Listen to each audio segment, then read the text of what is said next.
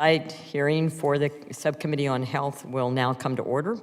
Today we will be discussing the VA's amputation system of care and the services provided to veteran amputees. At VA, prosthetics include a wide range of devices from eyeglasses to hearing aids to prosthetic limbs. If I could manage to turn the page. Although our main focus today will be on amputee prosthetics, I want to highlight the VA's recent failures related to purchasing and budgeting for prosthetics. In July, committee staff visited the Rocky Mountain VA Medical Center in Colorado and discovered that thousands of prosthetic orders had been improperly canceled. As a clinician, I was appalled that this could happen, and it is clearly unacceptable. Earlier this month, I was informed that the VA's claimed budget shortfall for healthcare, which they argued was related to the cost of prosthetics, was a huge exaggeration. If the VA can't even budget correctly for prosthetics and routinely cancels orders, how can veterans, especially those living with the visible wounds of war, trust that they will receive the prosthetics they need? We cannot and should not accept this as status quo. Prosthetic care is essential to the bedrock of VA's mission. This means assisting veterans with regaining functionality and working to improve their quality of life after limb loss as a result of their service in uniform. Each year, VA sees approximately 95,000 new amputations, primarily due to vascular disease or diabetes. However, VA also treats a significant number of post-9/11 veterans with combat-related amputations. As veterans' needs evolve, it is the VA's responsibility to provide the highest quality of care and advances in research to meet those needs. VA services vary across its facilities, but its 7 fully equipped regional amputation centers can offer comprehensive care, from prosthetic fabrication to full inpatient rehabilitation. These centers should set the standard for world-class care for prosthetics, and in many cases, they do. VA's amputee care serves nearly 100,000 veterans annually, with many receiving exceptional care. However, the committee has heard of significant delays in veterans receiving their prosthetics.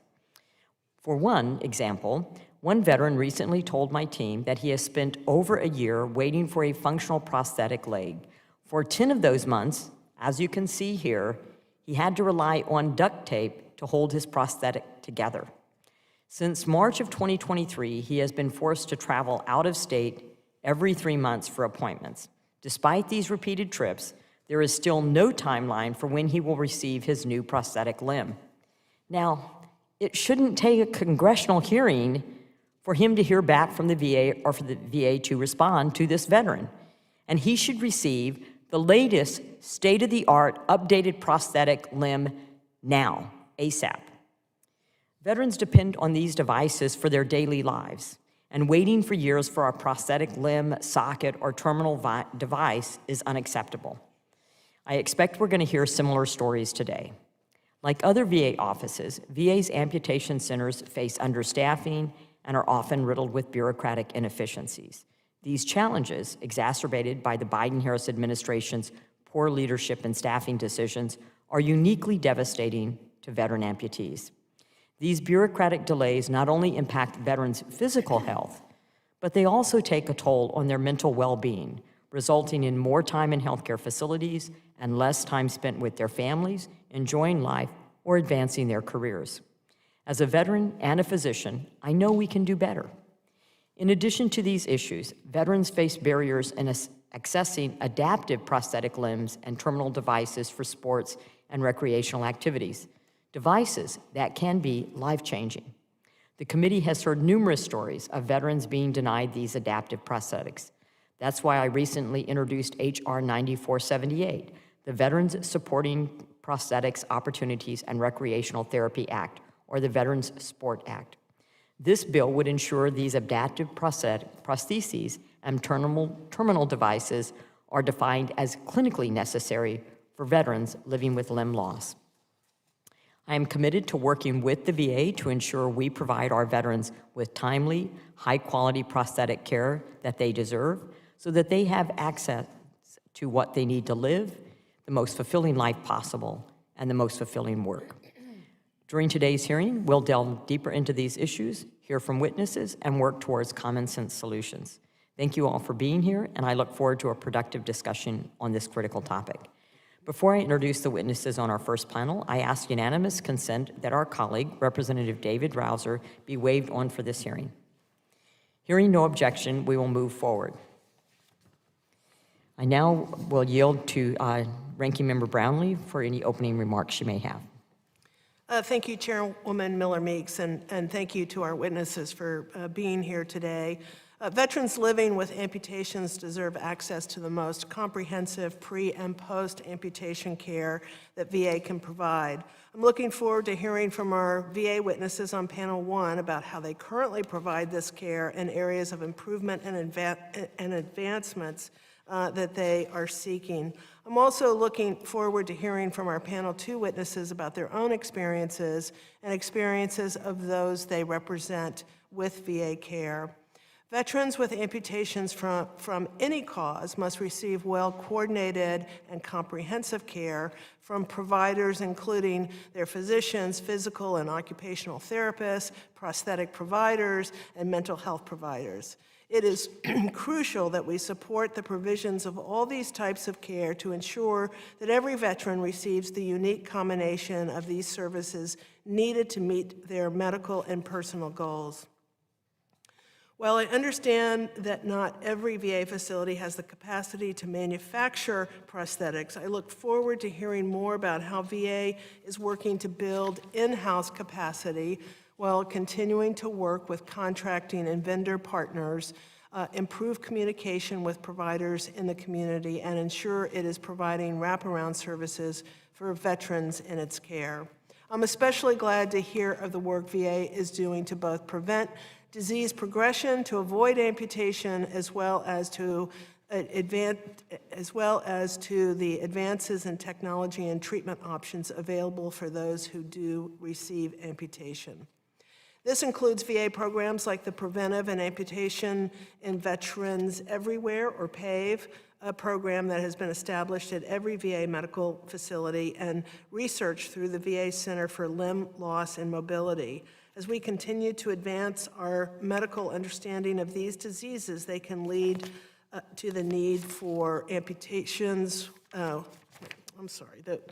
would lead to the need for more amputations. We must continue to improve the care we are providing our veterans. It's also clear we're living in a time of exciting advancements for prosthetic options. With the use of telehealth technology, VA providers can be more connected than ever to ensure veterans and other providers are communicating about veterans' prosthetic needs. Additionally, with advances like 3D printing, we have more control than ever over how and where VA can manufacture prosthetics and ensure a proper and effective fit. I look forward to hearing more about how VA is already using this technology and how it can be expanded upon. This will be especially important for women veterans who make up a small but growing number of the total patients with amputations that receive care at VA. As GAO notes in its statement for the record for this hearing, women veterans have reported facing difficulty in finding properly fitting prosthetics as they are generally sized for men. However, the ability to 3D print prosthetics that are designed to fit their bodies and accommodate their clothing and shoe options will be revolutionary for women veterans. I'm also grateful to Mr. Ramos and Mr. Brown for being here and willing to share their experiences and expertise, as well as Mr. Restivo, who has submitted a statement for the record. I find this committee's work is most impactful when we can hear a variety of veterans' experiences with the care VA provides and identify common ground where those services and care can be improved. I look forward to continuing that today. Finally, I welcome hearing from our witnesses at the Amputee Coalition about its work to support VA's amputation care. Having the support of a community of individuals who understand the challenges of living with any physical change is crucial including for veterans living with amputations. I'm glad the coalition can provide that through its peer visitor program and national support group network, and I'm looking forward to hearing more about the types of support that we can expand upon. Thank you again to our witnesses and for being here, and I yield back. Thank you, Ranking Member Brownlee. I'd now like to introduce the Panel 1 witnesses. Testifying before us today, we have Dr. Christopher Saslo, Assistant Undersecretary for Health, Patient Care Services at the Department of Veterans Affairs. Accompanying Dr. Saslo, representing the Department of Veteran Affairs, are Dr. Joel Scholten, Executive Director, Physical Medicine and Rehabilitation, Dr. Ajit Pai, Executive Director, Office of Rehabilitation and Prosthetic Services, and Mr. Drew Craig, Design Chief, Enterprise Measurement and Design Directorate, Veterans Experience Offices. Dr. Saslo, you're now recognized for 5 minutes to deliver your opening statement.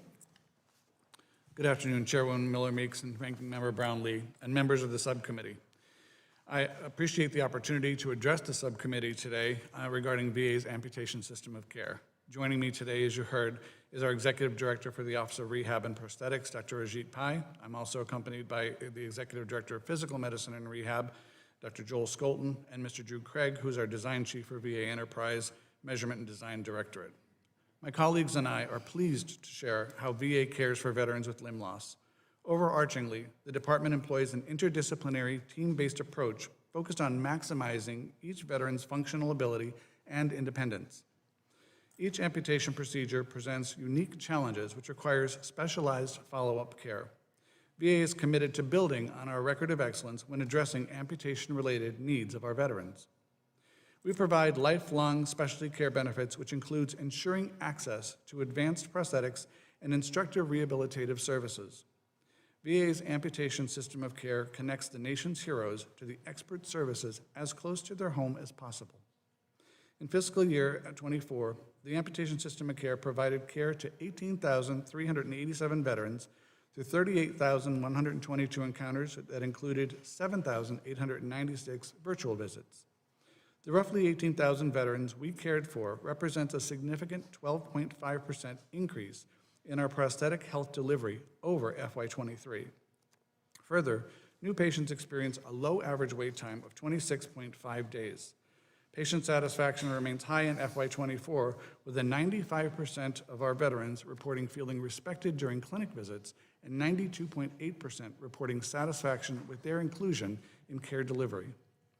The amputation system of care model emphasizes lifelong care, which centers on the whole health of each veteran, including physical and mental well-being. Key pillars include preoperative education so that they know what to expect throughout their wellness journey. VA performs annual assessments thereafter as part of the whole health approach, which incorporates peer support and adaptive supports. We also offer comprehensive training for providers, specialists, patients, caregivers, and families. The Department of Defense and VA continue to collaborate to ensure seamless, high-quality care for service members and our veterans. VA and DoD utilize the Extremity Trauma and Amputation Center of Excellence to advance discovery and clinical practice. In service to veterans' whole health, the department creates new mutual educational programming and has created a network of amputation rehab coordinators. In conjunction with the DoD, VA's Office of Advanced Manufacturing allocates resources to develop and manufacture FDA-compliant advanced medical devices. In recent years, VA has made significant prosthetic advancements. We modernized our workflows through the implementation of 3D technology and through increased use of our telehealth visits. Other current innovations include a 3D printed foot system to enable veterans to wear shoes of any size, type, and heel height. VA is also testing a prosthetic system which allows users to feel touch through their prosthetics. The next-gen prosthetic devices utilize advanced algorithms to produce real-time measurements, which improves functionality. Surgical advancements include the Erdl technique, targeted muscle reinnervation, and FDA-approved osseointegration implantation. VA's groundbreaking research includes a multi-site study which tests an internally developed bone-anchored prosthetic docking system. At VA, we do much of our work to create positive veteran outcomes from within. However, we also rely on private sector partners to advance our mission of care. The network of veteran service organizations aid VA in caring for veterans experiencing delays or challenges with amputation-related care, and we continue to learn at every opportunity. Chairwoman Miller Meeks, Ranking Member Brownlee, thank you again for your opportunity to provide remarks on VA's holistic approach to amputee care, our commitment to ensuring that all veterans receive the solutions and respect they deserve remains steadfast. My colleagues and I are ready to address any questions you may have on how we can advance our mission. Thank you very much, Dr. Saslo. As has been my protocol, I will defer my line of questioning to the end. I now recognize Ranking Member Brownlee for 5 minutes for any questions she may have. Thank you, Madam Chair. Dr. Saslo, the GAO's statement for the record for this hearing identified that one of the issues facing VA researchers in this area, particularly for women veteran research, is recruitment, given the smaller population. Can you expand on how VA is addressing this challenge? Yes, ma'am. I'll start off and then I'll turn it over to my colleagues. But we have a number of ways that we continue to advance the research of our female veterans. Of course, you mentioned the Recover Center, which we look at our 3D printed foot. But we also have done a number of research studies. Since 2017, we've actually completed 7 studies. We have 5 that are ongoing, and we have 1 that's a new study. We can actually offer that into submission for the record to actually go over all the different studies that we have been working through. But I'll turn it over to Dr. Pye and Dr. Scholten. Okay, thank you, Dr. Saslo. I would also add that VA uses the electronic health record so we can identify and recruit subjects not only from the site where the research is being conducted, but we can actually recruit nationwide to improve the pool of applicants and increase the number of females in the study. The Office of Research and Development also includes funding support for travel in some of these studies where there is a harder time to recruit individuals, so they'll include the travel piece within the research budget. And finally, the Office of Research and Development also has developed the Women's Enhancement Recruitment Process, which is a toolkit that all researchers can use so we can increase the number of female participants in all of our research studies. Can we have the new research that Dr. Saslo referenced written into the record? So I wanted to, in reading my staff report here, that 73% of veterans who need prosthetics is because of diabetes and not because of injury, which is just a shocking statistic to me. And I will just say that it seems as though the VA should be so razor focused on diabetes to prevent them ever having to come over to your department to get some form of prosthetic. So I think with women, I have to assume that I think the women population is about 20% in that area in terms of veterans who have received prosthetics. So I have to, my sense is that women are more likely to need a prosthetic because of injury and not diabetes, since they're younger. They're younger, and we didn't have women fighting in Vietnam, for example, and so forth. So, so if you agree with that assumption, then I'm very interested in this new study that you're talking about. But is there anything more that you can be doing for women to receive who need to receive a prosthetic because of an injury? Is there anything more? I know the 3D printing, I think, is a big one. I would be interested to know kind of what the women's satisfaction level is within the VA in terms of those who receive a prosthetic. If you could just talk a little bit more. So I'll just comment on the fact that, as you heard me mention earlier, our satisfaction scores overall are very high. However, to your point, we continue to look at how we can focus our efforts on our growing population of female veterans, as you mentioned, and as they are a younger population and our fastest growing population. I'll turn it over to Dr. Scholten, who may be able to address a little bit further. Yeah, unfortunately, I don't have the breakdown of VA trust scores, female versus male in the amputation clinic, but we do make every effort to outreach to female veterans with limb loss. We have, and we actually rely very heavily on our VSO partners to encourage female veterans to engage with VA and engage with the amputation. So if you guys would just, I only have 17 seconds left, but if you could talk a little bit about what the VA is doing with regards to diabetes and addressing that so that we can reduce this percentage of veterans who need a prosthetic. So we have a complete diabetes management team, and our PAC teams implement that with veterans. As you mentioned before, the PAVE score or the PAVE program helps with prevention of amputation. So there's a whole health approach essentially for the prevention, for the wellness and the diabetic management in order to prevent amputation care. Thanks. Thank you, Ranking Member Brownlee. The chair now recognizes Dr. Murphy for 5 minutes for any questions he may have. Thank you, Madam Chair, and thank you all to the witnesses for coming today. I think your assumption that older veterans that are primarily female, I just think seeing a lot of older patients myself, generally diabetes is worse in older individuals, and as far as the amputation risk, it's much higher then. So, you know, guys, I serve on this committee because I'm not a veteran, but 1 out of 10 of my constituents are.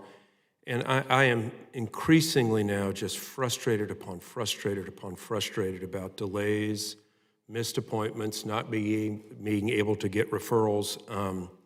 I just want to pull my hair out. I had a long call with one of them yesterday who was at his wit's end and bounced around VAs, gets referred back and forth. You get sent to community care. The community care doctor can't send you to an appropriate referral. They have to bounce you back to your primary person who may or may not really get to that.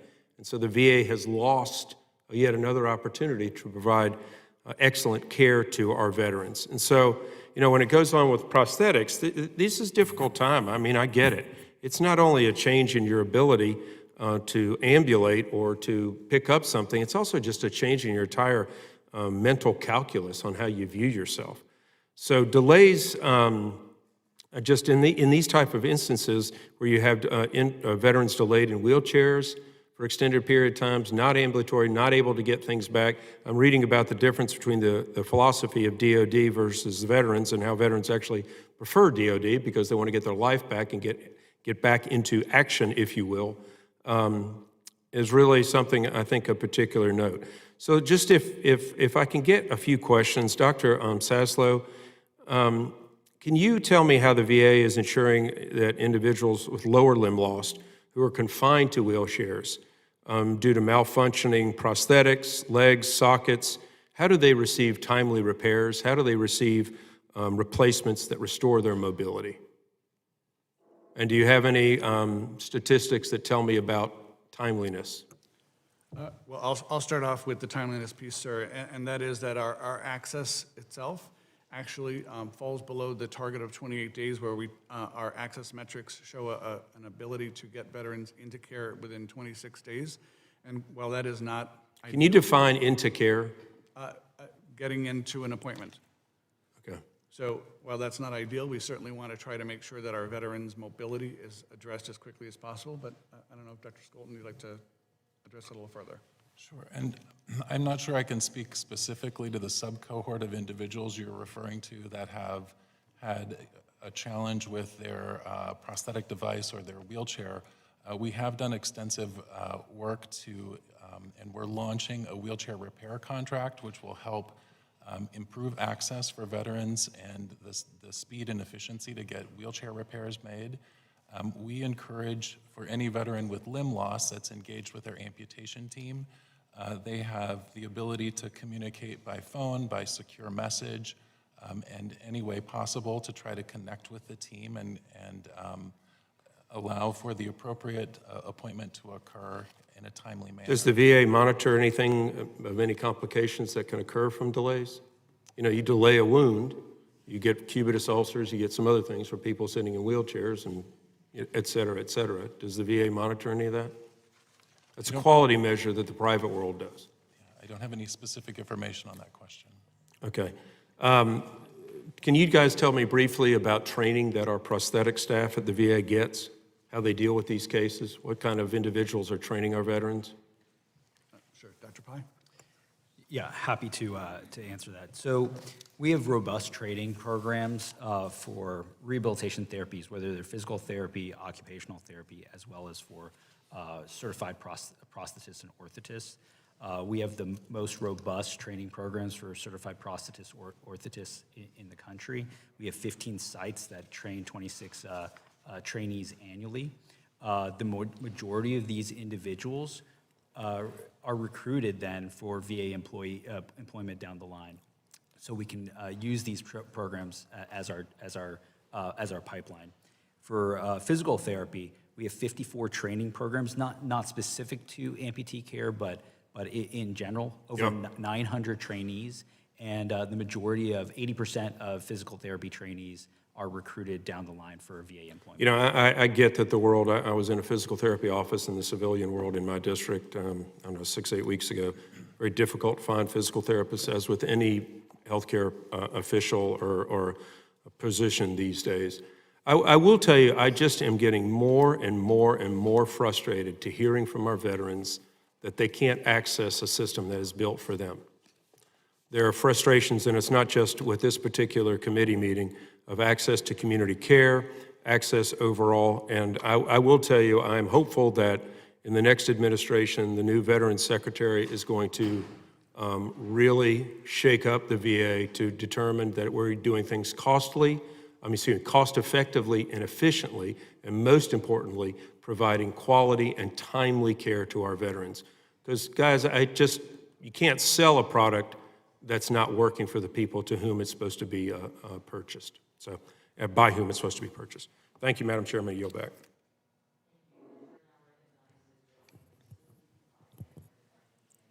Thank you, Madam Chair, and thank you to our ranking member, and thank you to the panelists for being here on a very important topic today, taking a look at amputee prosthetic care for our veterans.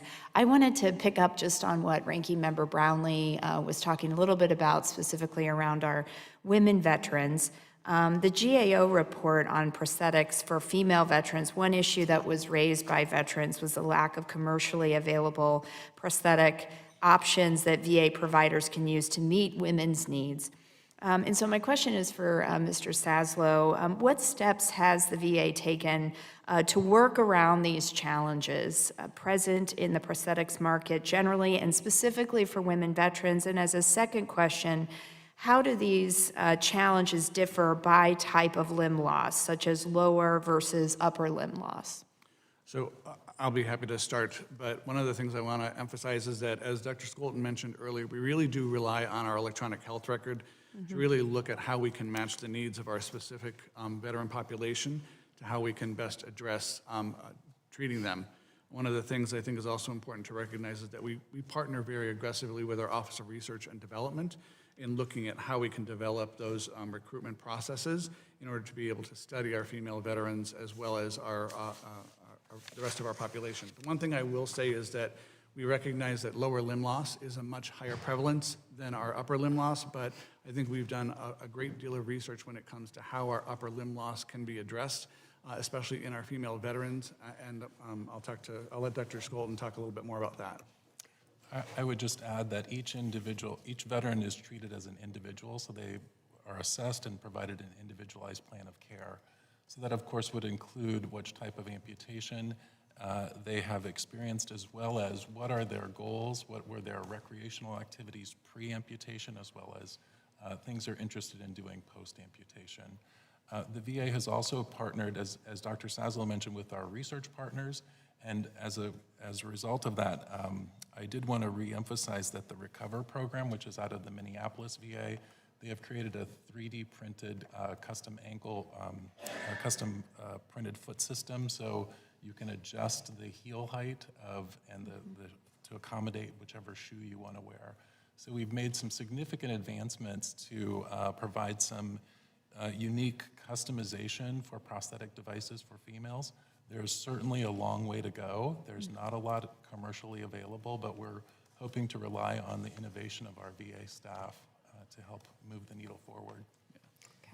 To add to that, at the Denver VA, they're working specifically on upper extremities, so different size hands, prosthetic hands for women veterans. And at the Tampa VA, they're looking at a prosthetic that they call it a brothesis for sports bra for women with upper limb needs. Okay. Yes, and I just wanted to add, we recently completed a deep dive into amputee and adaptive driving in the Veteran Experience Office, and two of the things that we came away clearly hearing as bright spots was that veterans truly appreciate the way they're treated as individuals, which is not something we normally hear when we're out doing our research, and also the passion of the providers. So, I mean, I can imagine how it would be pretty easy to be very passionate about this, but that's two of the bright spots, and I think it goes to what you were asking. Mm-hmm. Thank you, thank you. And if I could, just with the time I have remaining, I wanted to shift gears to rural health and accessibility. Mr. Saslo, I understand the VA's amputation system of care operates as a tiered system with 4 levels of care into which each medical facility is classified.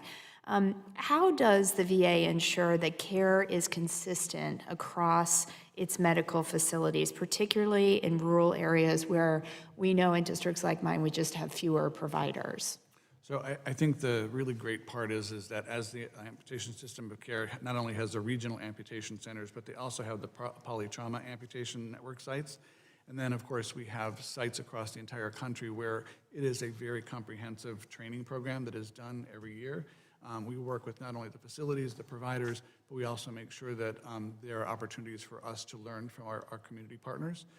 The other thing that I think we're very proud of is our mobile prosthetics, which we have. It's a rural-funded prosthetics process. We have 15 sites in 11 states, including 32 of our CBOCs. And we're looking at expanding to another 5 sites just in FY25. So I think there's an awful lot of opportunity. We've served over 4,200 veterans using that process with over 6,000 visits. Okay. I'll yield back. Thank you. Thank you. The chair now recognizes General Bergman for 5 minutes for any questions he may have. Thank you, Madam Chairwoman. Thanks for all of you for being here.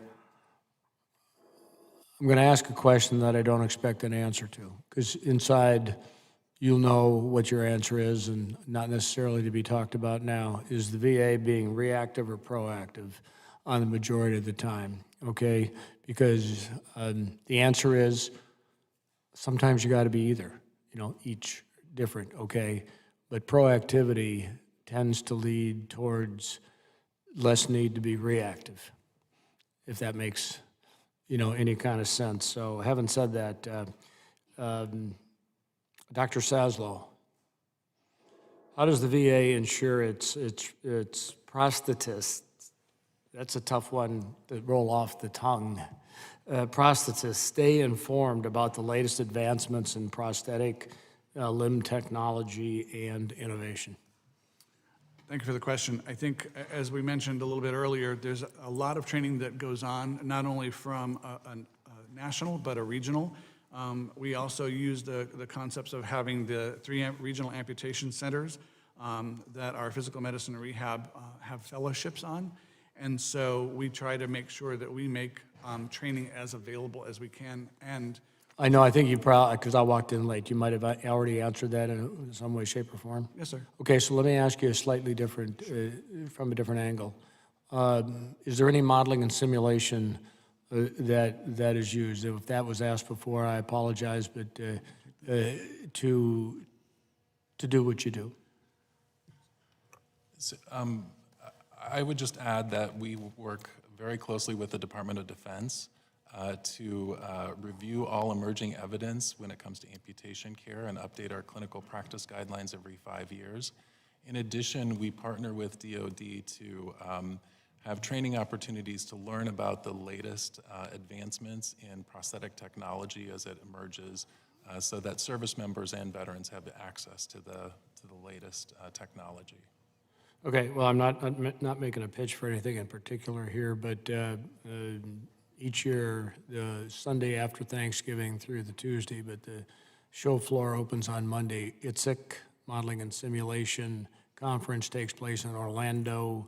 It's a place where obviously a lot of DoD folks go, and there's a lot of innovative technologies there, and good panels, good education. I would suggest if somebody from the VA is not attending ITSIC, you're missing a chance to not have to rely on the DoD for what it might tell you is there. So I would be proactive and send somebody down there.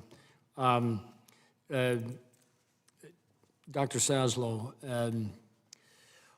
what is VHA doing to get real-time feedback from the amputee patient population to take corrective action when necessary and also address local facility level issues? What kind of real-time feedback chain you got going? So in addition to the patient satisfaction surveys that we use, we also have a veteran experience that looks at how we can improve and what we've done. And with that, I'll turn it over to Drew because he's got some really great, robust information. Yes, sir. So each of the outpatient journeys has a stop code that's associated with a particular type of clinic. And the stop code that's associated with amputation, the scores are remarkably high among ease, effectiveness, emotional resonance, and transparency, equity. The lowest score on this for this quarter is 83.5. That's graded on a Likert score of 1 through 5. If they give us a 4, I agree with the statement made, or I strongly agree, then we consider that an indication of satisfaction with that particular piece. 93% overall satisfaction and 89.4% in overall quality. And these are assessed by ongoing. What triggers the survey is a visit to the amputation clinic, and then the veteran receives a survey. It's not 100%, it's not a canvas, it's surveys, but out of this one, this quarter we've received 384 responses from veterans who were seen for amputee issues. And if I could just add on to that really quickly, we have a process called a completed post-delivery checkout, where we look to try to make sure that the veteran actually has the opportunity to tell us that we've met their needs, how their fit is, what their performance is, what their comfort is. And so far that we've been successful in trying to address 81% of those, while our goal is always 100%. We've actually improved our scores of being able to do those evaluations to 81, and we continue to move that forward, sir. Thank you, Madam Chair. I yield back. Thank you very much, General Bergman. The chair now recognizes Representative Landsman for 5 minutes for any questions he may have. Thank you, Madam Chair. Dr. Saslo, in your testimony, you talked about the work that you all are doing to address the gaps in orthotics and prosthetic services, including challenges limited access, including challenges like limited access in the Midwest. So I represent the 1st Congressional District in Ohio, that's Southwest Ohio, and was hoping you could talk a little bit about some of the strategies, just going into greater detail on what you all are doing to address those gaps, what we should be doing, or I should be doing to be helpful.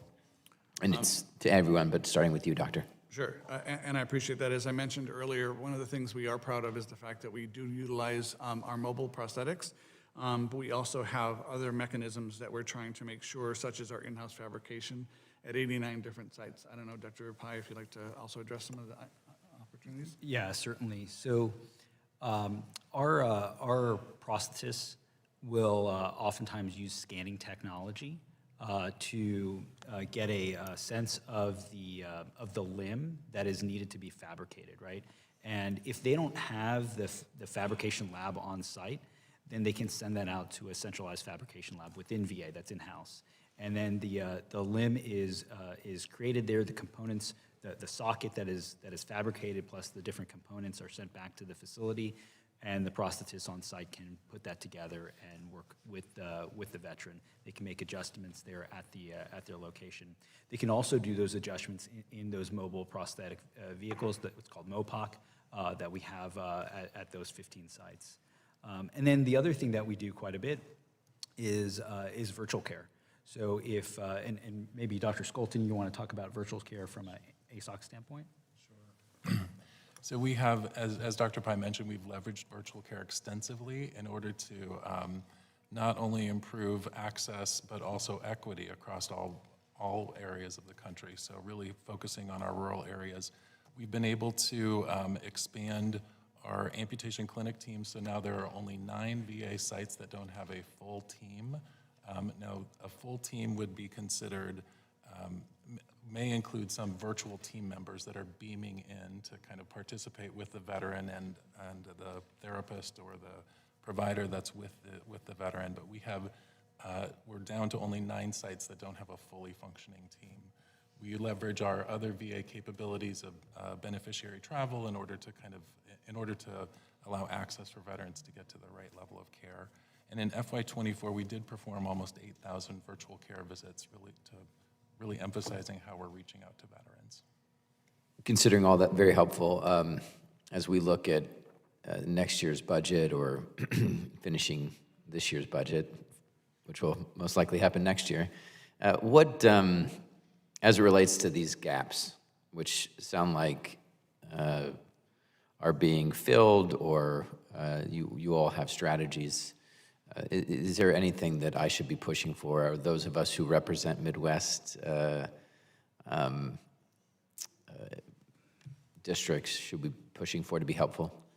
So I think, as I mentioned, we are looking at the expansion of those mobile sites as well. The mobile sites for being... the FY25, the mobile prosthetics labs. Yep. But one of the other things I think is also important is that we really do rely on our community partnerships as well. Yeah. Because in those areas where VA cannot provide the fabrication or the prosthetic services, we try to make sure that our community partners are heavily engaged. And the one thing that I think that we continue to work at evolving is how those partnerships can be strengthened in making sure that we are delivering the same type of care through our community partners as we do through the VA. Because we've recognized that there are some gaps in the way that our customer satisfaction exists, and we have opportunities to improve that. That's great. Thank you all. I yield back. Thank you very much, Representative Landman. The chair now recognizes Representative Luttrell for 5 minutes for any questions he may have. Thank you, Madam Chairwoman. Good afternoon, gentlemen. Mr. Saslo, you and Mr. Scholten mentioned the electronic healthcare records and how that information shares, how you're gathering information. Just going to piggyback off of Mr. Landsman's statement and Ms. Budzinski's statement, I think, because there seems to be a shortness when we're dealing with women veterans on the sizing, scope, and scale of their prosthetics. Now, I'm very well aware that the electronic healthcare record system is broken. There's only 6 facilities out of 172 facilities in the continental United States that communicate to each other. So my question is, maybe you can enlighten me on this. I'm trying to get clarification on this as we kind of wade through these difficult waters. How are you aggregating enough data that you can share across multiple sites if only 6 sites are talking to each other? So I'm not sure where the 6 site information is coming from, sir, but all of our I just talked to the secretary today. So all of our sites have the ability to draw data from across the entire enterprise. And communicate to all 172 sites? Yes, and the CBOCs as well. It draws from the electronic health record depending upon the type of data you're trying to pull. And so it will go oftentimes by diagnostic code. It will actually look at the age, the demographics as a whole. And so much of our data that we have through the Office of Prosthetics and Rehabilitation, actually we have individuals that work on that data aggregation and help us to drive the care that we're providing for it. And I don't know, Dr. Pai, if you'd like to expand on that a little bit more. Yeah, certainly. So you're alluding to the disparate VISTA systems that are in our legacy EHR. It's going away, yeah. Yep, correct. All of that data does get pulled into our databases, our national databases, that we're able to pull data from to aggregate and to review on a national level. We can utilize that data to provide direction to our clinicians in the field or to our clinical programming. From Washington State all the way to the Bronx, you guys can communicate without any interruption. Yes, It's sir. fascinating because I'm going to take what you're telling me and I'm going to go back to Mr. Elnahal and have the same conversation. As a clinician, so I worked in a facility as a clinician for a number of years. During that time, I could look at, we could be able to pull in records from other VAs through our Joint Legacy Viewer or even through the VISTA system. Okay. Is there a, for lack of a better term, is there an enclave that exists inside the VA when it comes to aggregating amputees' data set, data information that, because if I understand this correctly, and I have too many friends that are missing limbs, there's a series of stages that go along with once they lose their limb, they get their primary, secondary, tertiary, and then their final prosthetic. Is there an enclave in place that these data facilities, that the VA facilities can access if a veteran is in one of the remote places that says, hey, look, here is the next phase of evolution when it comes to the prosthetics for a below-the-knee amputee. This is what our private industry has implemented into the space. And then you reach out to the veteran and say, hey, look, phase 20 or whatever is ready to go. We have it for you. Thank you for that question. So we have some capability, but we can't get down to the granularity that you're speaking of about the specific subtype of amputation and the potential prosthetic device or evolution of a prosthetic device that might be necessary. What we do have is we have our Flow 3 system, which allows us to track on an individual veteran level how the process of their prosthetic prescription and then all the way through to delivery and checkout process. So we can monitor that timeline.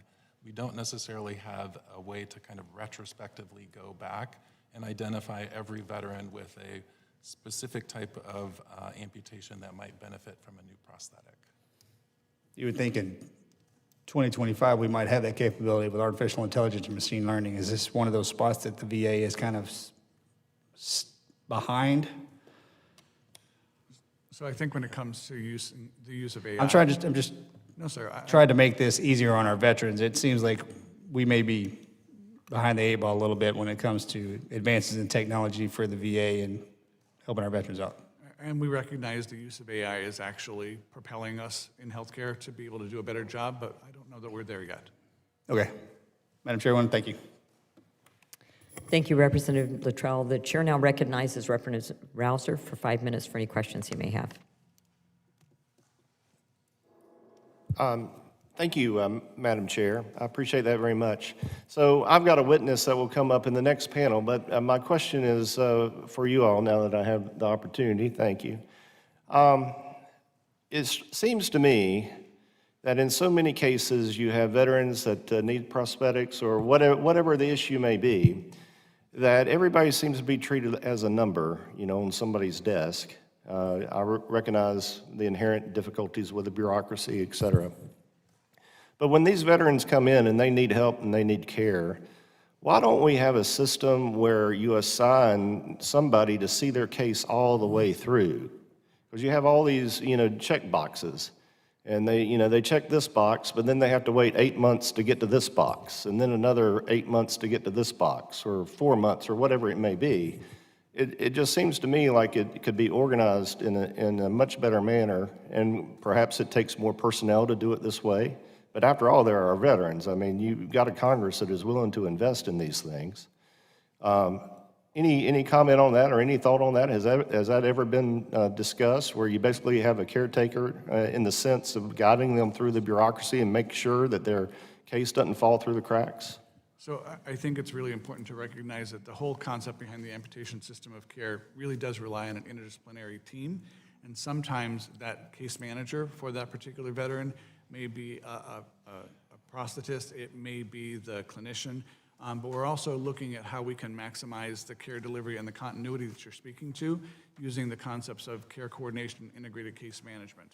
And so for those patients that are high risk, high visibility, what we're trying to do is to identify someone who takes that ownership of that veteran's care from start to finish. And I don't know if Dr. Pai, if you'd like to address the additional pieces of ASOC. So care coordination is paramount in this population. And so we want to ensure that we are able to provide our veterans with that type of service, right? Sometimes, and I know our office has worked with your office and the network, and we want to ensure that we're hearing when there are issues like that and there are gaps, because then we want to try and fix them. We did hear from, and I don't know if, Mr. Craig, if you want to talk about the VEO discussion with veterans on post 9/11, but that was something that we heard from veterans that would allow us to do better in the future. Yes, sir. Our research that I spoke about earlier focused on post 9/11 combat amputees and their experience between DOD and VA and private sector. One of the things that certainly came out of that research was that they do need someone to help them navigate the system so that they don't get put in line behind others who may not have as big a need just based on when they were signed up for an appointment. A number of our research projects for different populations have borne that out. That is something veterans desire. And if I could just add one other thing, and that is, to your point, I think we do have the opportunity to refine that. I think that as we have other navigators for specialized types of care, like our cancer navigators and things like that, we have the opportunity to refine that even more. Well, I think there's a number of cases out there that you don't even know about because veterans, they just give up. They at least ought to be able to get their phone call returned when they call. I mean, it's very, very frustrating for every member of Congress. And Madam Chair, I've probably taken more time than I should have been allocated, so I will yield back and wait for my opportunity to introduce our witness. Thank you very much, Representative Rouser. I now yield myself 5 minutes for any questions I may have. Dr. Saslo, I've heard reports of veteran amputees being denied adaptive prosthetics. How many veterans have been denied adaptive prosthetics in the past year, and what justification is VA providing for these denials? Or Dr. Scholten? Thank you for that question. I'll go ahead and take that. So we certainly don't have the number of, when you say veterans that have been denied prosthetics, we don't have that number. Each veteran is seen in provided an individualized plan of care, and that care plan is based on the veteran's desires to engage in the community and also their medical comorbidities and other psychosocial factors. Our amputation teams are encouraging veterans to participate in recreational activities, and we are able, with our prosthetic regulations, to provide any device, provided it's FDA cleared, that is clinically indicated for a veteran. And while that development of that individualized care plan allows us for those items, even though they're recreational type items, to be clinically indicated to enhance their community participation. So my staff has been in contact with a veteran who's been waiting all year for a prosthetic leg. He was told by the Nashville VAMC that his delay was due to a backlog of 4,000 prosthetic devices. Do you think this is acceptable? I don't. What immediate steps is the VA taking to address this significant backlog? I would be happy to get some information about that specific veteran case. Thank you. Is the VA leveraging community care and third-party vendors to alleviate this backlog? And is there anything preventing the VA from outsourcing more effectively to ensure timely prosthetic care and access? I'm happy to answer that question. Well, I specifically don't know, or I can't answer specific to you said Nashville or Tennessee backlog, but in general, we do leverage community vendors, providers that are prosthetists. We work very closely with them. About 2/3 of prosthetic limb fabrication is provided out in the community. And our clinical teams, the amputation team that Dr. Scholten has described, they work in concert with those community providers. Oftentimes, when a veteran is there getting their prosthetic limb or getting their therapy, our clinical team has beamed in with telehealth so that they can ensure that the veteran is getting the care that they deserve. So to better understand the scope of this issue, I'd like a list of every VA medical center that currently has a prosthetic backlog. To be specific, I would exclude glasses, hearing aids, scleral shells. I'm speaking of limb prosthetics, arms, legs, hands, etc., broken down by item type by December 20th. Dr. Saslo, you mentioned earlier about the whole health approach and the annual assessment. We know that the majority of amputees come from vascular disease or peripheral vascular disease, or peripheral arterial disease, which could be diabetes or other types of peripheral arterial disease or PAD. We also know that the life expectancy or mortality once one has been diagnosed with PAD is quite significant, above 50%. So my question is, given that you have a whole health approach and an annual assessment, is the VA screening for PAD with a simple device such as an ankle brachial index test? Yes, thank you for that question. I think one of the examples I think is really important is what we're doing with regards to our remote temperature monitoring and our sensory podometric smart map. That allows us to actually identify veterans that are at risk. We also have things called the siren socks or the Orpix insoles. So we are taking every advantage that we can to identify early diagnoses so that we can do prevention. One of the things that we've been able to be successful with is actually reducing the number of ulcerations based upon some of these uses by about 15%. We've actually seen a reduction of about 37% in our amputations and admissions to hospitals of about 10%. I think it's really important that this is just one set of tools that we use when it comes to addressing peripheral artery disease. In the 2019 RAND report, and this is coming off of some of the other questions, the U.S. Army noted that for all individuals sustaining combat amputations, the goal is to return them to the highest level of activity they wish to achieve.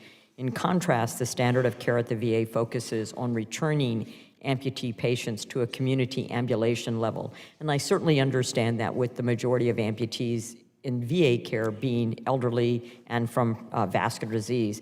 But it enables them to perform basic activities of daily living, not to the highest level of activity they wish to achieve. Shouldn't the VA hold itself to the U.S. Army standards, particularly for post-9/11 service-connected amputees, to ensure they can function to their highest potential? Or do we need to legislate that there is a priority given to returning young amputees back to a full life, daily activities? So we completely agree that we want to return people to the full extent of their activity of daily living, which is one of the reasons why we really have been trying to push for our veterans to get the equipment that they need to be as flexible as they can be. And one of the things that I think reflects that is the number of adaptive sports programs that we have that helps to highlight what the capabilities are for those veterans that may be seeking to improve their quality of life. Thank you so much. On behalf of the subcommittee, I want to thank all of you for joining us today. You're now excused, and we will wait for a moment as the second panel comes to the witness table. Thank you.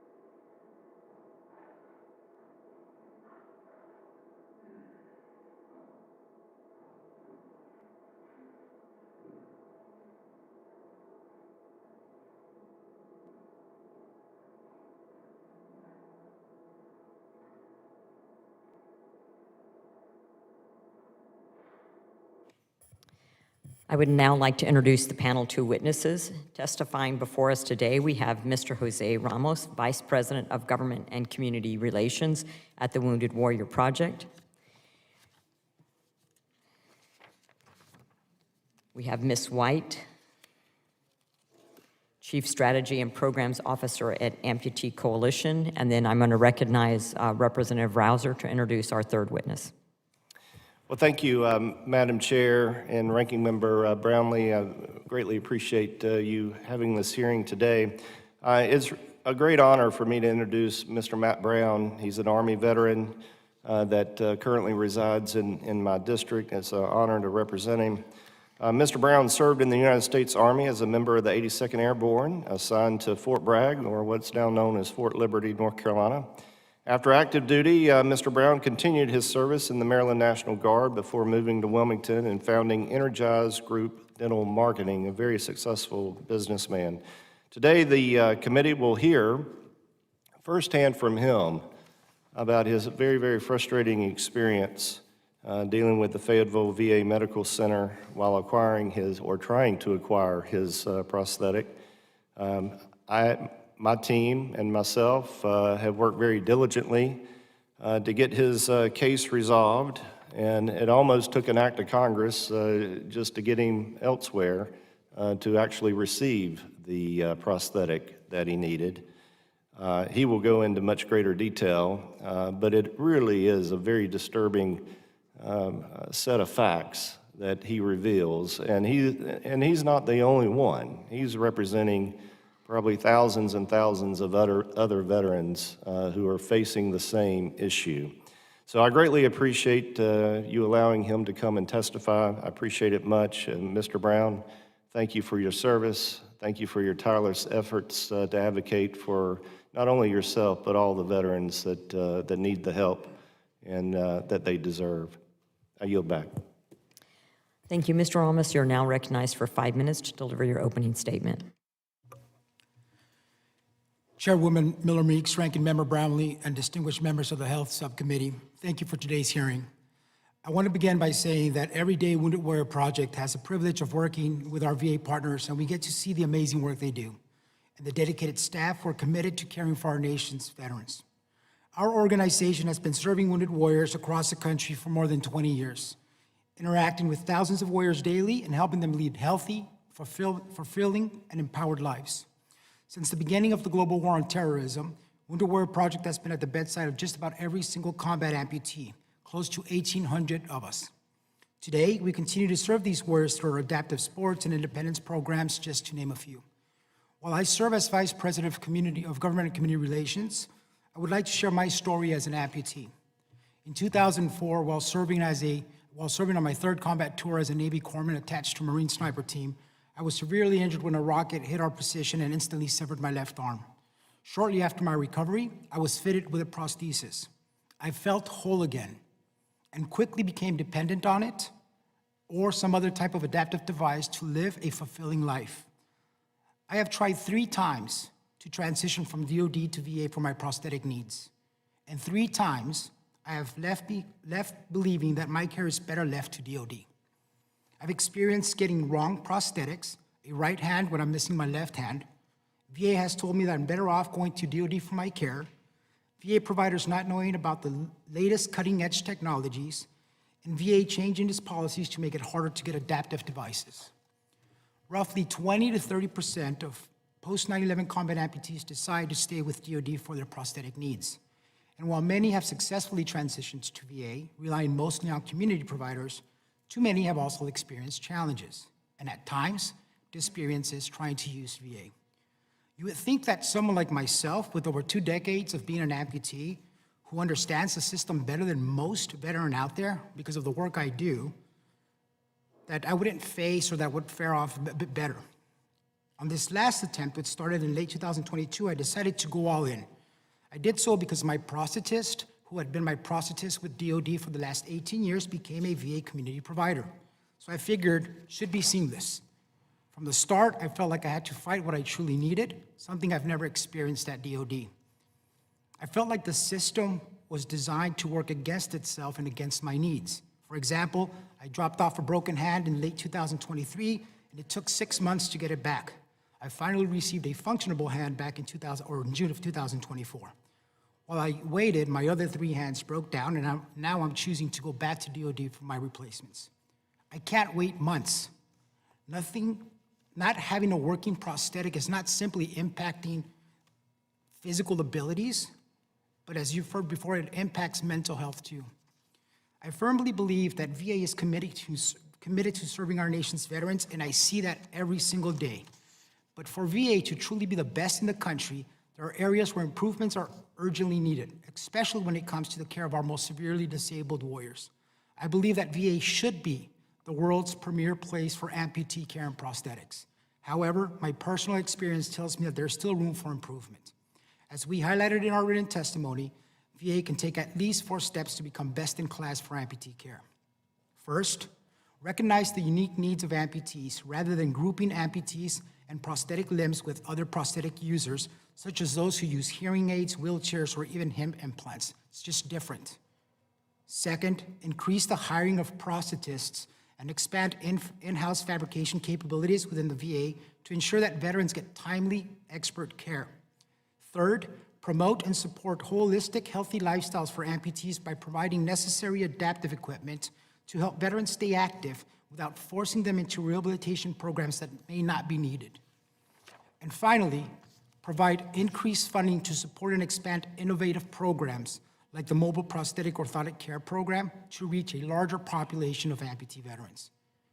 The VA has struggled to recognize that there is a large number of younger, more active amputees demanding more of their prosthetics. Veterans deserve the best care, and with the right investment and commitment, the VA can and should become the global leader in prosthetic care for amputees. I thank you for inviting me to testify today and look forward to answering your questions. Thank you, Mr. Ramos. Mr. Brown, you're now recognized for 5 minutes to deliver your opening statement. Thank you, Chairwoman Miller and Ranking Member Brownlee.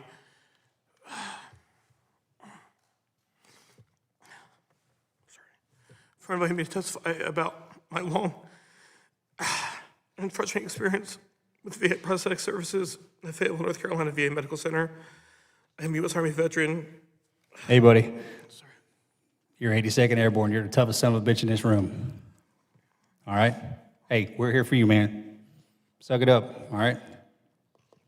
You're amongst friends. Let's hear it. I am a U.S. Army veteran who enlisted in 2009 and sustained traumatic brain injuries and spinal fractures from an airborne training operation at Fort Bragg, North Carolina. I left active duty service in 2011, transitioning to the Maryland National Guard, and was honorably discharged in 2015. I have always been very active, running, doing martial arts, scuba diving. I was diagnosed with bone cancer in May of 2021. My life was forever changed. I was still a young man, a family, and a thriving business. Much of my self-worth was derived from my physical abilities. To the extent of the cancer, my concerns concerning about having my surgery at the VA Center, I was given a community care referral to Duke Medical Center in Raleigh, North Carolina. In summer of 2021, my left leg was amputated above the knee in August of 2021 at Duke. After the surgery, I was in a wheelchair for 7 months. My first VA treatment appointment was on November 18th, 2021. VA claims they gave me a martial arts prosthetic within 28 days and a state-of-the-art leg system within 53 days of this appointment, but neither of those worked. I learned later that remaining in a wheelchair post-amputation for as long as I did can inhibit physical and mental recovery. I had no idea it would take the VA 2 years to get me a proper prosthetic. I would have to advocate aggressively for myself at every turn. Eventually seeking help from Representative Rouser, Senator Tillis, the Independence Fund, and this committee staff, my experience with the VA over those 2 years were bewildering and demoralizing. The staff at the local VA hospital consistently failed to communicate well about my care, follow through on my care coordination, and expedite requests for prosthetics. All of the community vendors who responded to the VA request to produce the proper fitting leg socket for me did their best, but some told me the acquisition process at VA was slow and sometimes they would not get paid promptly by the VA. This would only add to the stress of not being able to resume my normal activities outside of a wheelchair. In October of 2022, I heard about a special socket the VA had provided to another amputee, the Quattro variable volume socket. Given my level of physical activity and the changes in blood flow and residual limb, I thought this system would be my answer. I asked the VA to obtain one, but they never followed through to acquire it. The request sat idle and eventually expired. I had to start all over again. I continued to work with a local vendor to obtain a properly fitting socket. During those months, I was using a prosthetic ankle. I visited the vendor for routine maintenance in September of 2022. The vendor told me they had to repossess it because the VA hadn't paid them. I left the vendor without the ankle and had to temporarily use an older ankle that was not flexible for the next year. VA continued to pursue the same types of sockets. I continued to tell the VA that I needed a different type of socket, basically the Quattro. This Groundhog Day process was extremely frustrating for me and my family. I was stuck in a wheelchair for 6 months and missed out on many personal activities. In October of 2023, I was so frustrated with VA Prosthetics after a socket they acquired from a vendor broke while I was overseas. I contacted Congress Rouser's staff for help. They tried to get VA moving, but Congress was still slow. After 2 months of congressional inquiry, I reached out to the Independence Fund's casework team in Charlotte. Their team and Congressman Rouser's staff joined up and pressed VA for answers. In December of 2023, VA finally agreed to shift my prosthetics care to Richmond, Virginia. I was assigned to a VA prosthetics doctor there. He assessed my needs for a different type of socket so I could get out of the wheelchair and travel more easily for my business and participate in sporting activities with my wife and friends. The Richmond VA doctor worked with me and local vendor to get me an interim that fit well. But it wasn't until May of 2024 that VA finally purchased and delivered the Quattro socket I'm using here today. I have lost 34 pounds since getting the socket. I'm a new person today. This only happened because of continued pressure on VA from Congress and the Independence Fund. Looking forward, it's clear to me that VA needs a deep dive into what they address and process everyday amputees' needs for prosthetics, especially ones like mine, and deliver them timely. The entire experience can be overly bureaucratic, sluggish, often impersonal, and sometimes uncaring. I know VA has testified that the cost of these recreational limbs is a concern, but very honestly, these experts don't realize what it's like to be confined to a wheelchair, unable to swim or run, carry your child, and then ignore unseen costs, long delays like mine, like mental health anguish I went through, and the related costs VA paid for additional mental health visits I needed over these 2 years. The VA has also testified that all these services are already being provided, yet I and other amputees are proof that commitment is not being honored and followed by local VA staffs and supported by a responsive acquisition system. There are lifelong future cost savings for VA when veterans can obtain the prosthetics they need to live active, fulfilling lives. We are not looking for special treatment. We just want to live our lives as independently as possible. I appreciate the time you have given me today and look forward to your questions. Thank you, Mr. Brown, for making the trip here to Washington, D.C. to share your story and your testimony with us. Ms. White, you're now recognized for 5 minutes to deliver your opening statement. Good afternoon, Chair Miller Meeks, Ranking Member Brownlee, and the distinguished members of the VA Health Subcommittee. My name is Ashlie White. I am the Chief Strategy and Programs Officer for the Amputee Coalition, and I am testifying today in that capacity. Thank you so much for this hearing and this opportunity. The Amputee Coalition is a 501c3 organization established in 1986 to provide support, education, and advocacy for the over 5.6 million individuals living with limb loss or limb difference in the United States. The Amputee Coalition provides information, referral, healthcare navigation services, peer support, and community engagement programming through its operation of the National Limb Loss Resource Center, which is funded through a cooperative agreement under the Administration for Community Living and the Department of Health and Human Services. At the heart of the Amputee Coalition's mission is our peer support programs. The organization was founded from a peer support program. Our goal is to make sure that no one goes through this journey alone. We believe that support comes in many forms and can make an incredible difference in recovery and rehabilitation. Through an annual contract with the Department of Veteran Affairs, our organization provides technical support, print and digital resources, certified peer visitor training, as well as train the trainer training, and helps facilitate the Amputation Systems of Care peer support program. No one is in a better position to understand the experience of living a life with an amputation or supporting a person with limb loss than someone who has traveled that journey. A well-trained peer can offer encouragement and information. An individual navigating the start of their own journey can better understand, absorb, process, and accept. A peer-reviewed study published in 2022 noted that peer support interventions showed promise in addressing suicide risk. As noted in a recently published GAO report, over 93,000 veterans living with limb loss receive care through the VHA annually. Beyond combat-related injury from serving in the armed forces, limb loss can also be the result of complications due to diabetes and peripheral arterial disease. The VA reports that most of its patients living with limb loss treated by amputation systems of care suffer from one of these conditions. The previously mentioned GAO report also highlighted, as Chair Miller-Meeks mentioned, and as others have testified today, that the amputation specialty clinics through which many of the veterans receive limb loss, receive care related to their limb loss, are staffed by an interdisciplinary team. This interdisciplinary team model is the gold standard and one that we at the Amputee Coalition wish all Americans facing limb loss could have access to throughout their continuum of care. Recognizing that some veterans living with limb loss may experience mobility challenges, virtual amputation clinics also exist to access care from a VA medical center. This opportunity provides veterans living with limb loss the ability to connect to a provider from various locations, including at home, a VA clinic, or a community prosthetic partner. This is also not the standard of care offered to most, available to most civilians, and we commend the efforts to the VA to make care more accessible for those living with limb loss. In acknowledging the successes of the VA care model, it's also important to note some of the challenges and potential areas for improvement. Healthcare access challenges faced by individuals experiencing limb loss in rural America continue to be a concern for the Amputee Coalition. The GAO report confirmed that 28% of Medicare beneficiaries who received amputations live in rural areas, but only 20% of all Medicare beneficiaries live in rural America. While the report did not provide this data for the veteran population, one cannot ignore that rurality plays a role in access to coordinated health care. While the VA employs many certified prosthetists, orthotists for its various clinics, much of the prosthetic care received by veterans is still provided by community O&P providers.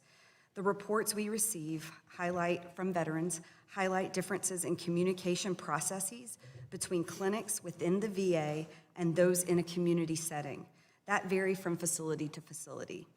Creating more streamlined, coordinated channels of communication between community providers and the VA clinical teams is vital to ensure that care remains coordinated when an individual is receiving prosthetic services outside of the VA setting.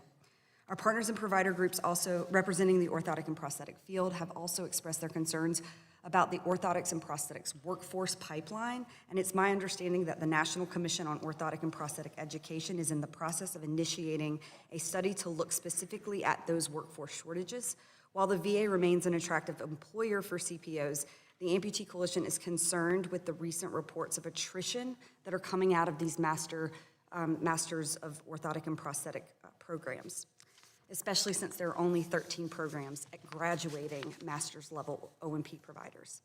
In closing, the Amputee Coalition expresses its gratitude for the opportunity to be a trusted partner in serving our nation's veterans every single day. We value our partnership with the VA and are committed to supporting efforts to improve prosthetic care and the mental health and well-being of those veterans who have or are at risk of experiencing amputations. Thank you, Ms. White. We will now proceed to questioning. As is my protocol, I'll defer my questions until the end. I will now recognize Ranking Member Brownlee for 5 minutes for any questions she may have. Thank you, Madam Chair, and thank you all for being here. And Mr. Brown, thank you for your service to our country and the courage to come up here and share your story. I want to understand the period of time that you kind of went through this horrible experience. It sounds like it sounded to me like it was a 2-year period from the time that you wanted to get out of that wheelchair and get a prosthetic to the time that you finally got one that worked for you. Is that roughly right? Yeah, it's pretty accurate. It was about 2 years. There was, it was like there's a loyalty more to the bureaucracy than the end user, the patient. And I was very, like, I'm the person using it, and it's like you get up in the middle of the night to go to the bathroom, and your leg falls off in the bathroom, and you fall, and you say, this thing keeps falling off in public, it's falling off, and they replicate and do the same socket all over again.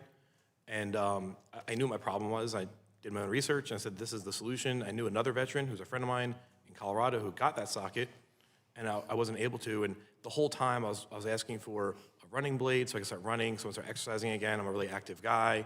There was a lot of things, and it took about 2 years total from beginning to end to get it. I just got it this past June, so I'm still... And the running blades, did you get those? I have the running blade. One issue with the running blade is you have to do a running clinic to learn how to run, And I still, since I've got my running blade, haven't been able to get to a running clinic. They were like, there's 2 we could possibly send you to. One's in Washington State and one was over here. And there wasn't really a way to facilitate training me and teach me how to run. So I said, here's this item, but there's no support on how to use the item. So I'm kind of using my personal trainer at home to try to figure it out on my own, which I don't know if it's the safest, but I want to run with my wife, so. And so how many prosthetics were you given before you got the one, I can't remember what the name of it, but it's what? The Quattro? Yeah. Yeah, how many tries? The socket, I don't have the number in front of me, so I won't be inaccurate, but if I had to guess off the top of my head, we probably had 10 to 14 tries of the socket, but it was all different variations of the same attempt.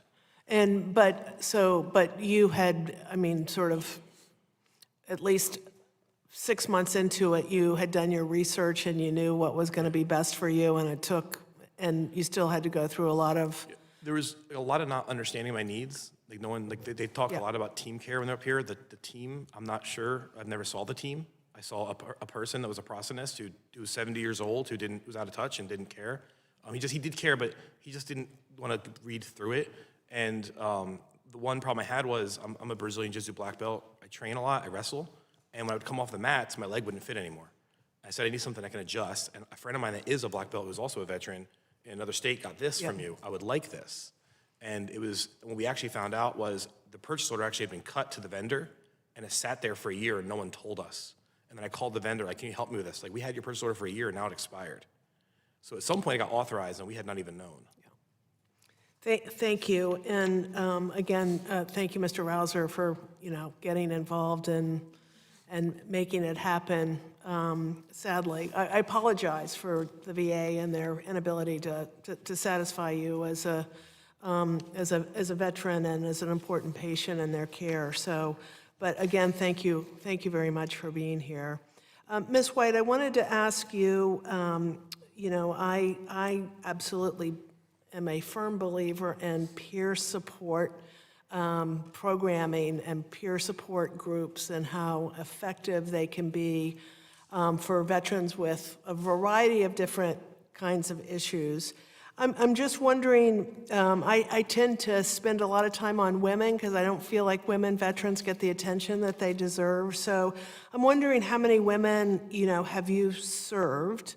And do you believe that the women that you have served, that a woman-to-woman peer group is the best option moving forward? Thank you for the question, Ranking Member Brownlee. With respect to the number of women served by the Amputee Coalition, our support programs operate through the amputation systems of care. So about 14% of the individuals who come directly to the Amputee Coalition's Information Referral Center, so those are direct calls to us, about 14% of those are veterans, and only about 2% of those are women. So a very small... Veterans and non-veterans. And sorry, yes. Yes, I got it. And so if you look at those numbers that are directly served by our organization, not through the partnership that we have with the amputation systems of care, it's a small number. But I do believe that many women are going to community support groups. So there are nearly 300 community support groups that we help facilitate. So they're affiliated with us, but they're actually operated by individuals who live in those communities. And I believe that many women are going to those community groups, and they are finding support, whether that's through a civilian who has a similar level of limb loss or a person who has a very similar experience to them and may also be a veteran. So I think they have access to both support groups in their communities as well as through the VA system. Very good. Thank you for that. And thank you for what you do, because it sounds like what you do is really important to servicing our veterans and having success with limb loss and all the wraparound issues and support that they need to have the highest quality of life that they certainly deserve. So thank you for that. I'm over my time. I apologize, and I yield back. Thank you for yielding, the chair, and thank you, Ranking Member Brownlee. The chair now recognizes Representative Luttrell for 5 minutes for any questions he may have. Thank you, ma'am. Mr. Brown, Mr. Ramos, at this level, we try to unpack the suitcase on this. We understand the varying levels of difficulty trying to get the quad for your leg, and then your arm, obviously. Here's the tricky part. Who did you call? Who said no? Where did it go from there? Because I would like to have names so I can personally address this issue at the granular level. Veterans are veterans. We just love to say things are going bad. I got it, but we need to know exactly where we need to touch this. So I'm going to ask both of you, when you talk to at what level who you're speaking with, and where are they going, and where is it dying? Where are the barricades and the barriers existing, so we can get in there and try to clean it up? Mr. Ramos, you can go first, and I'll go to Mr. Brown. I think you asked a really good question. I think the challenge is there isn't a single person that you can really reach out to be very honest with you. I think the system collectively, the way VA defines prosthetics and amputees generally, sits under PSAS, or the Office of Prosthetic and Sensory Aid Services. And that truly is more of an acquisition logistics and procurement process, and it's funded in that way. So the prosthetists and prosthetic limbs all reside underneath that, and one of our recommendations here is we gotta kind of separate and stop talking about prosthetics as the same Hearing as aids and eyeglasses. hearing aids, Yep, gotcha. glasses. Yep. Right, so I think that's the challenge. I think for the both of us, reaching out to our providers, our community providers. I mean, a similar story for me was a lapse of time as it relates to the purchase order being submitted and not being sent to the provider, not knowing. It seems like a series of communication breakdown, because you're I don't mind, I've got a brain for it here, but your system was sitting there waiting to, the paperwork was waiting to go, and it died on the vine, correct? Yeah, the communication breakdowns, I couldn't have hoped for a better question from you, Representative Luttrell. So my local VA, this is gonna sound unbelievable to you, that the phones have been broken for several years. I can't call in and make an appointment. I heard a lot of talk today about satisfaction scores from the VA officials, and you can make studies and package data up and paint a picture. There's a KPI or standard that all of us in this room, civilian, veteran, any industry value. It's universal, and it's a Google rating. And the Google rating for my facility is like 3.5 stars. And if you read those reviews, for years, we have been complaining with no feedback loop to help that we can't call in and make an appointment. We have to drive in to make an appointment. I challenge all of you, take your phones out, Google Wilmington, North Carolina VA Hospital, and read the reviews. You can go back 4 or 5 years, and everyone's on there complaining, we can't call in. To this day, I still can't call in and make an appointment, I have to drive in. So a fundamental of patient care is communication. And if we take this KPI, like we can package up all these KPIs, right? But that's the standard of excellence for the world. I just challenge you in your districts, go look at the Google ratings and read the reviews. They're generally not good because of this. And then on the level, the granular level, my prosthetist, he verbally told me, there needs to be 5 of me here and there's 1. And I'm 68 years old. And his name is Thomas Ray. Generally a nice guy that cares, but he wasn't equipped to handle this. And his boss, Damon Deloche, was just out of touch with the whole process. But on the fundamental level, when I was waiting for my prosthetic, I couldn't call in to get a status update. Every Thursday, the prosthetist visited my local VA center. I would take my wheelchair, throw it in my truck. I'd only been amputee a few months now. I would drive to the VA center, sit in my wheelchair, wait in the lobby to hope that he would walk past me to ask for an update. If we can't handle the fundamentals of patient communication, like calling in, and I'm kind of a little bit of an aggressive guy with some stuff, and I figured out who the director of that building was. I found her picture, and I waited around for her. And her name was Debbie, and I addressed her. I said, you're the director, right? She said, yes. I said, the phones are broken. She goes, oh, I quote, I know they've been broken. They've been broken for years. I just don't know who to call. Okay, next steps for me is going to find out, because there's multiple sites, so I need to find out who the prosthetist is calling at the next level and where that goes to get everything activated and how it comes back down inside the organization to clean up this problem set. And the gentleman that I'm going to discuss that with are sitting directly behind you, which I think you should have gone first in this hearing. That would have given us extra ammunition, if you will, to have discussions with the VA staff, or VA leadership. But thank you, and Madam Chair, I yield back. Thank you very much, Representative Luttrell. The chair now recognizes Representative Rouser for any Thank you. questions he may have. Thank you, and I'd be happy to yield some more time to my colleague, Mr. Luttrell, if he wants to follow up. You had a good line of I could questions. sit here all day. I'd like to dig in with you, Mr. Brown, because when your case was moved out of the Wilmington VA, where does that land? At what site? So we end up at Richmond, Virginia. with So Dr. Wilmington goes to Richmond. Yeah, so we moved out of the Fayetteville or Vizen 6 to Richmond, and the doctor who received me was Dr. Joseph Webster, who's an awesome clinician. He was an angel for me. He got me my leg back. He was compassionate. He was awesome. It was the opposite experience of what I experienced in Fayetteville, but we had to move my care all the way to Richmond, Virginia to get me past this 2-year ordeal. Can you explain to me at a kind of a deeper level why that? Because the people behind you are listening, and I need them to hear this, which I'm sure they've heard it multiple times, but they're going to hear it right here in front of Congress. So I want to know why and where not most of the communication, but the movement of taking care of our amputees at Wilmington seems to be lost, and then you have to go to you have to go to Richmond. Yeah, go to Richmond. So just to give you an idea, like the level of distrust that developed so rapidly, I actually had to start like recording my doctor's appointments to document things because I'm requesting things verbally and not having them. And what happened is I would request something. So I'd wait a long period of time for an appointment with a prosthetist. I would request something, and then he would say, "Oh yeah, we're working." Do you have the paperwork that you received from the VA that says why this got canceled with a name on the bottom of it? No. That's tragic. Yeah, I never really could, like, so I was asking the prosthetist, like, when am I gonna get this quattro socket? And every time it was a kick the can down the road, and it was a very vague answer. He was the only prosthetist for our region. He swore there needed to be 5, there's only 1. He went out with COVID for 3 months, and he finally called me back one day, and he said this to me, and I work in healthcare in dental, so I'm very familiar with HIPAA laws.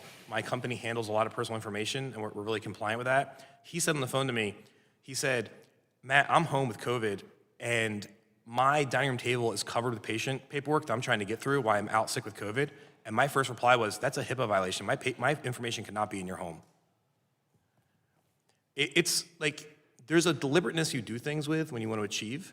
And what I will tell you is in Vizen 6 Fayetteville system, that deliberateness doesn't exist for excellence. And just look at the Google reviews. We give the reviews. It's all under 4 stars. Mr. Ramos, your turn. I think this frankly highlights the necessity to really evaluate what DoD does versus what VA does, and I'll tell you why I say that. Unfortunately, my brother in arms here doesn't have the luxury to be next to an MTF Center of Excellence to just walk in and get the assistance they need, right? And we should strive collectively to ensure that the VA is the center of excellence. And I'm not saying we need to build a center of excellence in every single district, because that's not possible. There's not many amputees. But dang it, every single active duty or post 9/11 combat veteran will tell you exactly if they want to go to the best care for amputee care, they're going to fly to BAMC, they're going to fly to Walter Reed, or they're going to fly to the Center for Interpret, right? And by the way, they're going to pay out of their own pocket to get there, but nonetheless, and VA should have the exact same thing, and we just don't. When the question is asked why the VA doesn't have the same model as the DoD, what is the response you get from those that you're engaging with? So we talk a lot about the ORIC system, or kind of the amputee system of care. I'll tell you, until I started working with a project, I didn't know it existed. Right? We have 7 sites, and I think collectively the culture is we have the systems in place. And I'm not saying that it isn't in place for maybe older geriatric patient population. It's just not responsive to a young, active population who is beating the crap out of their prosthesis and trying to live a fulfilling life. When I turn 70, I'm still gonna continue to do what I do. I have 4 hands because I break them fast. I break them fast because I'm an active individual. And their system is not responsive to meet my needs, to meet his needs. It's just not designed that way. Because how long can you stay with the DoD? Do you ever have to transition away from DoD to VA? You do not. I do fear part of why I've come to the VA system to give it a try. Is I fear that at some point DoD says, hey, you know what, you're a veteran, go to the VA, go to the VA. The answer is DoD looks at us also kind of a way to ensure that they continue to maintain their expertise in dealing with combat patients based on what's happening across the globe. So we have not been asked to no longer come back, but that's always been a concern. So right now, as far as I know, now it's a different situation for him because he is not a service-connected combat disabled veteran that went through the system. But I do not, and that's why I'm going back to duty, to be very honest. The gentleman. Yield my time. Yeah, my time's expired. Thank you. Thank you, Representative Trell, Representative Rouser. The chairwoman now yields herself 5 minutes for questions she may have. Mr. Ramos, and I think you brought this up, but how did your experience with the DoD prosthetic care compare to care provided directly by the VA, and were there noticeable differences in quality or timelines? So I think what would be helpful is to kind of maybe give you a comparison of the two different experiences and systems generally, right? At DoD, the prosthetist and the clinic or the amputee care clinic are jointly co-located, right? So when I go talk to my primary provider, my prosthetist is there or easily accessible, and we can talk about here are my challenges. Okay, got it. Here's a prescription, and then go and execute. Now, if I need something that's modified on the spot, they can build out. If it's something that needs to get sent out to either rebuilt or new, they do that right there. And then I get it in a matter of weeks, right? With VA, for example, the VAMC here in DC, they're not co-located. As a matter of fact, two complete different spaces. I first have to make a visit with my primary clinician, and then get that prescription approval that then gets sent to my community provider. Now I have to make an appointment with my community provider, drive down to Bethesda, and actually go through the process of kind of working with the prosthesis. That individual then now has to wait for the purchase order to come in to them so that they can go and execute on the actual prosthetic delivery or fixing. And then from there, I have to either go back to the community provider and make sure that it's the right prosthetic in this case, because I've experienced having the wrong one been delivered to me now. And then eventually, kind of that's what the process looks like. So it's really a almost instant fixing of, addressing need, approval of, and execution versus coordinating different meetings, different appointments, getting approvals, waiting, and then eventually getting your prosthesis. Yeah, and that difference in the care that you receive and you perceive may in fact be a difference in mission between the DoD and the VA. And certainly we've heard a lot about the populations and the type of population that we're dealing with as a veteran population, as an active duty DoD population. So to me, what I'm hearing loud and clear is that there needs to be a segregation of prosthetic limbs from other sensory type of prosthetic devices, i.e. when you were here, I was adjusting my prostheses, my glasses, but glasses, hearing aids, scleral shells, facial implants, even wheelchairs, these types of devices need to be segregated and have a amputee prosthetic office that directly deals with that within the VA. And then second, perhaps also segregating the populations. And no one wants to say that, it's not politically correct to say that. And although I'm almost 70 years old, I would say I'm an active 70-year-old, but nonetheless, a person's needs who is retired and not working is certainly different than a person who is working and raising a family and trying to support a family.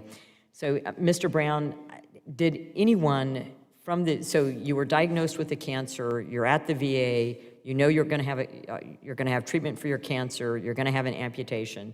So did anyone from the VA's amputation system of care team engage you before your amputation or how long after your amputation? So earlier, there was a conversation about proactive versus reactive. Me and my wife are really proactive people. We knew this was coming. We knew for about 3 months my leg was being amputated, and I proactively contacted the VA. No one reached out to me.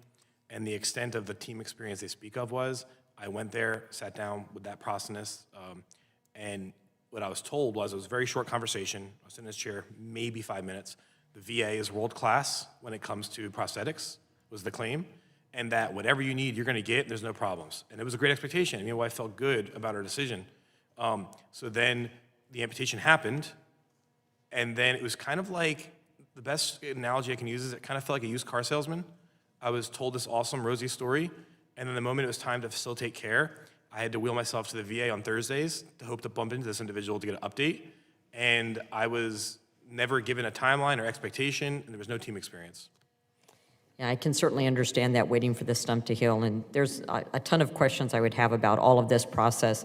One of the things I also heard, and let me say that having been in the military, both enlisted as a nurse, as a doctor, worked at the VA, relatives at the VA, family members, I can assure you that the people behind you haven't heard of your story, because that's how bureaucracies work. And what happened at the Wilmington VA probably stayed at the Wilmington VA, instead of that being ratcheted up the chain of command to where the people who can actually implement policy changes and make those individuals work to the best of their ability don't get that information.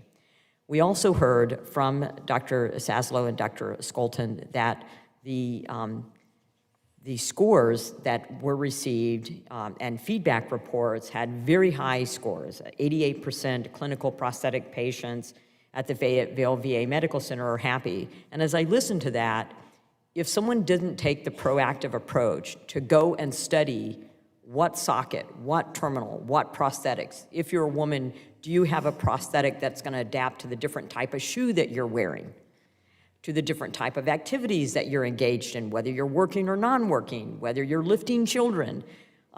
If they don't take the proactive approach to do that, how do they know what's available? And if in fact they're getting state-of-the-art care, how can you determine whether or not you're satisfied? All you can determine is you're satisfied with what you were given, but not what the range of options are available to you, or even if there's adaptive prosthetic devices. So based on your experience, Mr. Brown, and conversations you've had with other veteran amputees, do you believe that statistic accurately reflects the quality of care and trust at Fayetteville, or the experience other veterans may have?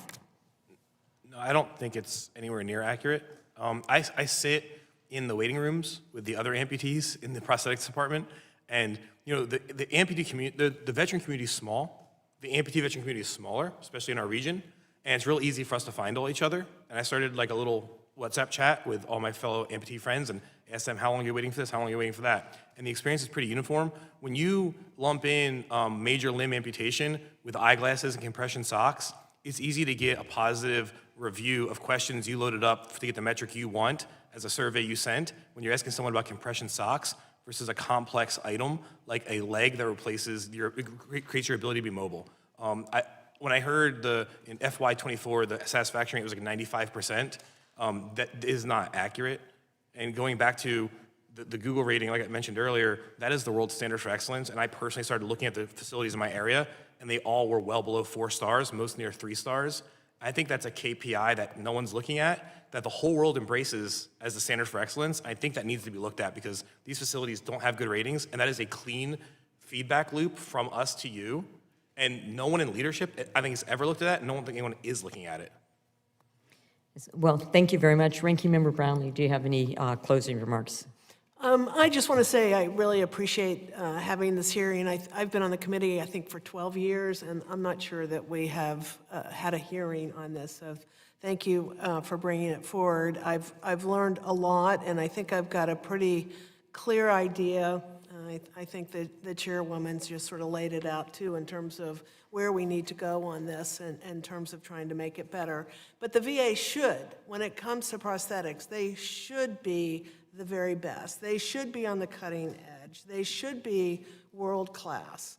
And, you know, they should be leading the pack across the country. And I think there's probably, the VA is doing a good job across the board in certain places, but, you know, not everywhere. And I think someone talked about, you know, rural America too, where it's even a greater challenge. But I just think we need to kind of really work on this to make sure that we are providing, you know, our veterans who've served our country, losing a limb is, I can't imagine. Honestly, I can't imagine what that would be like. But I do understand how impactful it can be if things aren't working for you, both physically and mentally. So anyway, I think we've got some work cut out for us, and I appreciate you having the hearing, Madam Chair. I yield.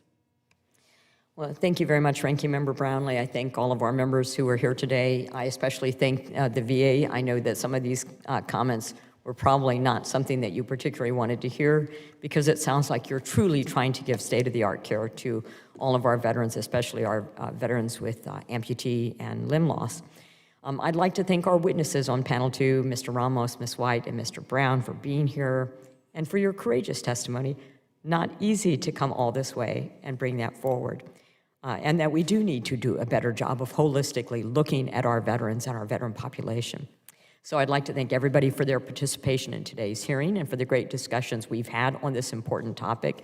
And I would agree that we have a roadmap for where we need to go and how we need to assist the VA in order to treat you better to the highest level of your functionality and activities of daily living. As I've stated before, ensuring that our nation's veterans receive the highest quality of care is my top priority as chairwoman of the subcommittee, and holding the VA accountable and providing proper oversight is the job that we on this committee have been tasked with. I'm committed to working with my colleagues and the department to ensure that high-quality care is delivered to our veterans. I look forward to continuing these efforts to working with all stakeholders involved. The complete written statements of today's witnesses will be entered into the hearing record. I ask unanimous consent that all members have 5 legislative days to revise and extend their remarks and include extraneous material.